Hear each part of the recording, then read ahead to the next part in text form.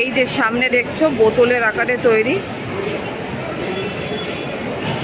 Recycle plastic, এইগুলো কিন্তু কিছু কিছু প্ল্যাটফর্মে বসিয়ে দিয়েছে। যেমন এটা 22 নম্বর প্ল্যাটফর্ম, এখানে বসিয়েছে। আর হাওড়া স্টেশনে আর কোন কোন প্ল্যাটফর্মে বসিয়েছে চলো সেটা তোমাদেরকে দেখাই, এবং আলটিমেটলি কি করছে এই বোতলগুলো দিয়ে সেটাও দেখাবো। হাওড়া স্টেশনের বিভিন্ন জায়গায় বসিয়েছে না, তোমাদেরকে বলছিলাম। এই দেখো এখানে একটা বসিয়েছে, মানে এটা এই ফুড প্লাজা এই এরিয়াটা করে, মানে ওয়েটিং এরিয়া যেখানটা সেখানটা করে একটা বসিয়েছে। এই জায়গাগুলোতে তো আগে থেকে স্টোর করা হতো এইগুলো, কিন্তু এখন ওই রকম বসিয়ে দিয়েছে।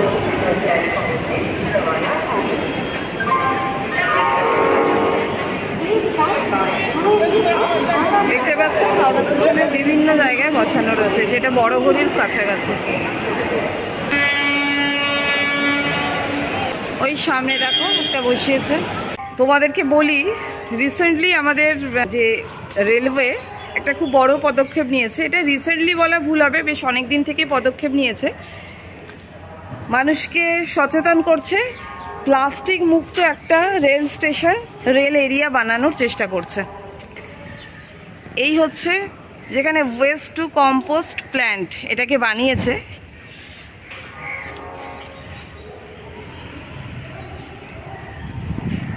যেখানে পুরনো যে বোতল টোতল সেইগুলোকে নিয়ে এসে এখানে ফেলছে।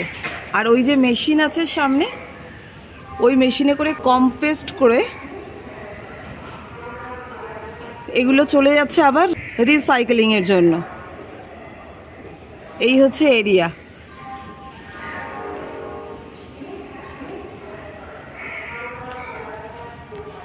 1.5-2 महीना से ये चालू हो गया है। चारों तरफ से प्लास्टिक का बोतल लाके इधर फेंक रहे हैं। हाँ। और ये वाला मशीन है, ये वाला मशीन। अच्छा अच्छा, एक बार उठा लेते।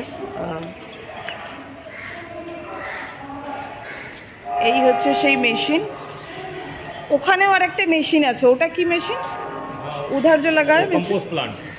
এই যে এই রকম হয়ে যায়। হ্যাঁ, ये রিসাইকেলিং এর জন্য রেডি হয়ে গেছে এটা আর কি। হ্যাঁ, এই যে ফির এটা তারপরে ফ্যাক্টরিতে যাবে, গিয়ে এটা থেকে মেটেরিয়াল তৈরি হবে নতুনভাবে। আর ওটাতে কম্পোস্ট হয়, তাই তো? এই একটা মেশিন আছে, দিদি খেয়াল রাখো একটু। এটা একটা মেশিন আছে, কম্পোস্টার মেশিন। আর পাশেই রাখা আছে একটা চার্ট। এই চার্টের মাধ্যমে পরিষ্কারভাবে লিখে এবং ছবি দিয়েও বোঝানো আছে এই মেশিন কিভাবে কাজ করে। তো এবার আমরা দেখে নেব নেক্সট বেলি মেশিনটা।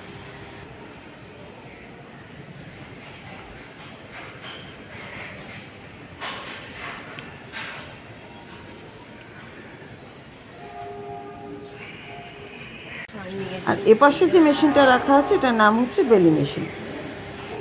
আর এই মেশিনটার কাজ হচ্ছে, প্রথমে এই বোতলগুলোকে চারপাশ থেকে কালেক্ট করে নিয়ে আসা হয়, তারপরে এই বেলিং মেশিনের ভেতরে ঢুকিয়ে দেওয়া হয়, এবং এই মেশিন এই বোতলগুলোকে কম্প্রেস করে, তারপরে এখান থেকে সরাসরি চলে যায় কারখানায়। এখন তো এই মেশিনটা বন্ধ আছে। কি বললো, মেশিনটা একটু খারাপ হয়েছে, পাইপ ফেটে গেছে। তো যদি কোনোদিন সম্ভব হয় চেষ্টা করব এসে তোমাদেরকে কিভাবে হচ্ছে দেখাতে।